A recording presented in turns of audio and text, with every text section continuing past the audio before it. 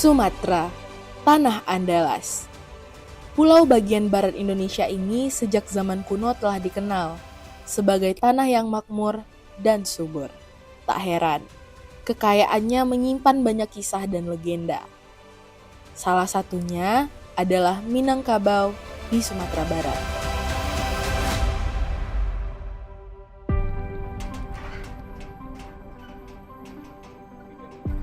Di dalam penelusuran kami di Sumatera Barat, kami singgah di Padang Pariaman di Kabupaten Batang Anai. Selepas tadi kita sholat Jumat di kampung sekitar, ini kami menemukan jembatan yang biasa digunakan oleh warga setempat untuk menyeberangi sungai. Ya mampir, kemudian kita mau lihat-lihat Sumatera Barat, lalu kemudian di bulan-bulan ini, awal-awal tahun seperti ini, lagi musim durian. Nah, kuliner di Sumatera Barat juara ya. Jadi kita mau kulineran, terus kemudian kita mau cari durian.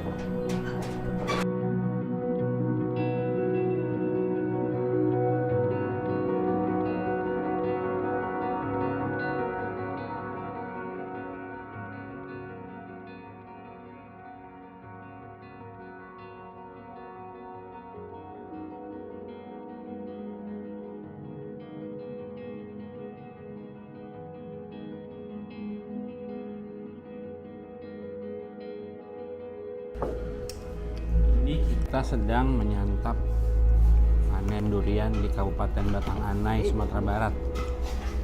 Saat-saat terbaik mengunjungi Sumatera Barat adalah di akhir tahun hingga awal tahun, karena nggak panas, di musim hujan, agak sedikit basah, tapi di mana-mana dipenuhi dengan durian, king of fruit. Minangkabau, tempat di mana adat dan tradisi berpadu harmonis dengan alam yang memukau.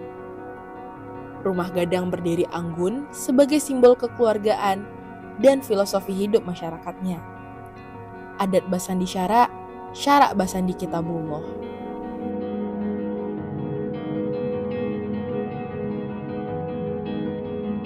Sahabat, tibalah kita di Stano Baso Pagaruyung, Sumatera Barat. Nah, ini kondisi Istana Pagaruyung di akhir pekan. Belum terlalu ramai karena masih terlalu pagi. Tapi di akhir pekan ini diperkirakan Istana Pagaruyung akan menjadi destinasi yang banyak diminati oleh turis-turis pejalan-pejalan lokal. Nah, buat saya sebagai seorang pejalan bijak adalah memaknai tentang istana ini menjadi bagian dari simbol bagaimana Sumatera Barat itu terdiri dari kerajaan-kerajaan. Tinggalan-tinggalan seperti inilah yang membantu kita untuk memahami, memaknai tentang situasi sekitar, bagaimana masyarakat terbentuk, bagaimana budaya ini terjadi dan sebagainya, dan sampai lestari bergenerasi. Kita mau masuk ke situ, Istana Pagaruyung, kita akan lihat dalamnya. Yuk, tetap menjelajah.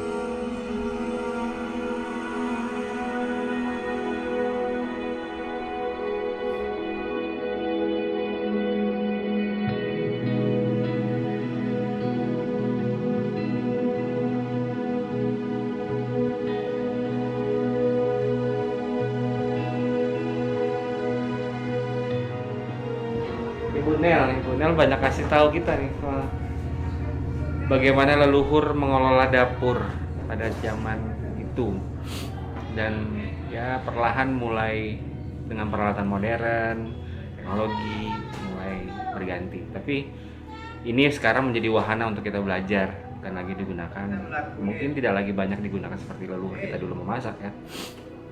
Ini seperti tempat tidur, tapi sebetulnya ini tungku. Jadi batu-batu itu berada untuk menahan kuali atau panci, lalu api kayu bakar ada di bawah, dan di atasnya itu jadi wahana untuk penyimpanan, karena pengasapan itu adalah membuat kayu basah jadi lebih kering, terus kemudian bahan-bahannya lebih awet, dan kemudian ya itu tadi labu juga digunakan untuk menyimpan bumbu dapur, kemudian juga air minum, buat traveling, tumbler zaman itulah kira-kira pakai labu.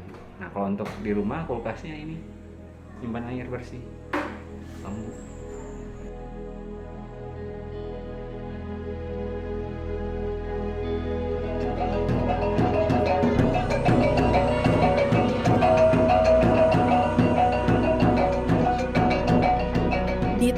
hamparan sawah yang basah berlumpur, diiringi sorak-sorai dan dentuman talempong.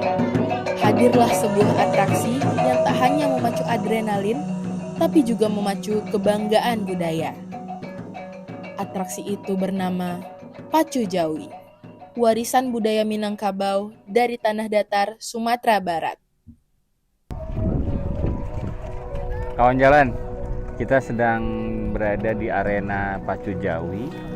Jadi ini Jawi sapi, jadi memacu sapi. Coba kita foto. Wow, mantap.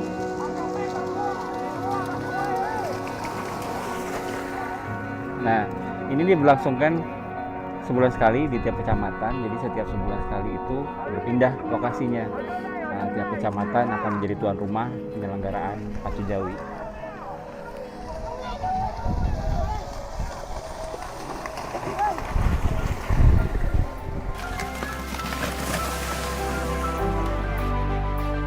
Setiap lompatan dan setiap semburan lumpur adalah cermin kekuatan dan tradisi.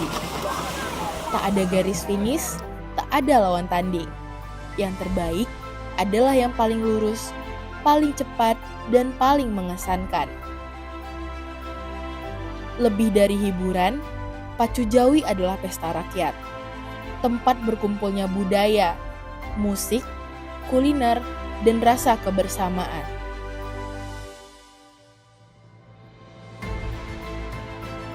Sebuah tradisi yang telah hidup turun-temurun dan kini mendunia. Pacu Jawi bukan hanya balapan sapi, tapi juga perlombaan hati dan warisan jiwa Minangkabau. Kita menjadi bagian dari perayaan destinasi. Jadi festif, sebuah luapan kegembiraan ciri khas negeri kepulauan ini. Hari ini kita di Sumatera Barat menikmati merayakan musim panen menuju ke pekerjaan-pekerjaan berat yang menunggu di depan sana. Sebelum memasuki pekerjaan-pekerjaan berat, kita berpesta.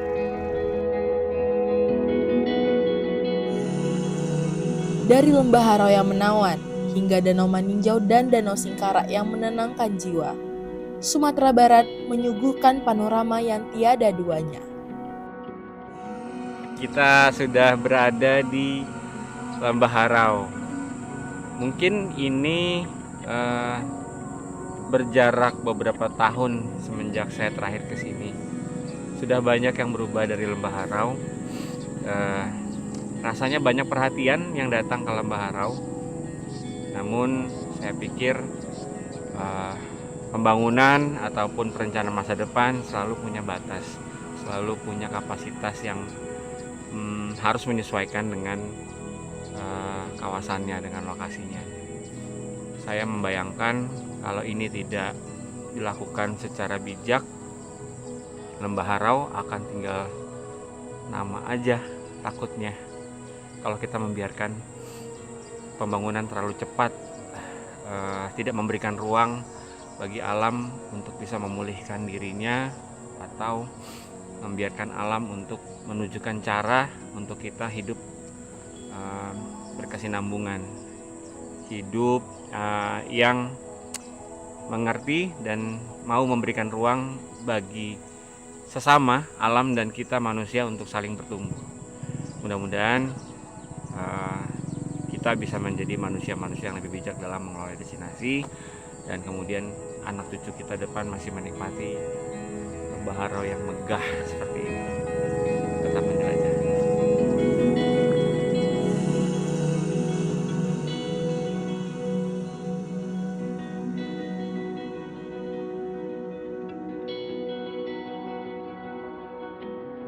Jangan lewatkan petualangan di Ngarai Siano. Berbaurlah dalam keramaian pasar di Bukit Tinggi dan rasakan cita rasa kuliner yang melegenda. Rendang, sate padang, dan gulai itik yang menggugah selera.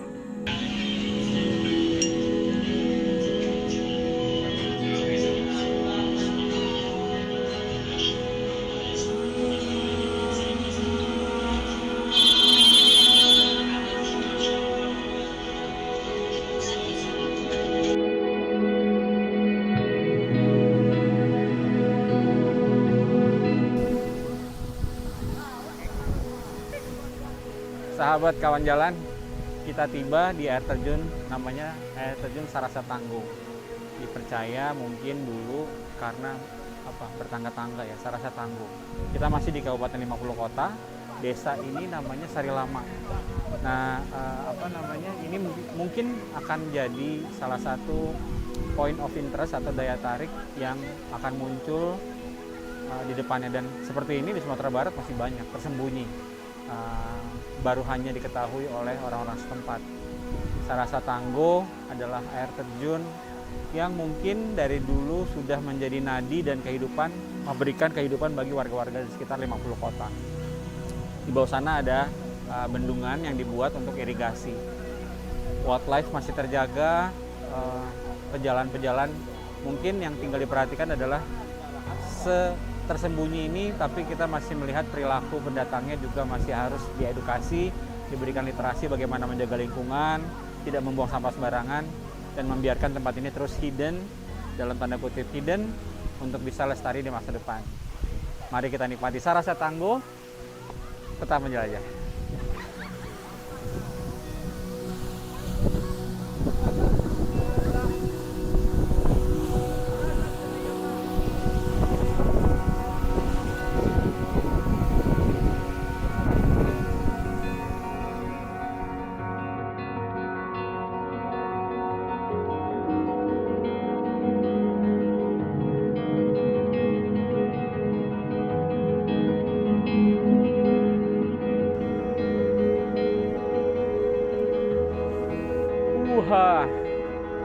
Sahabat, ke Sumbar kita harus ngelewatin salah satu sigi lokasi, salah satu landmark dari Kota Padang, Sumatera Barat.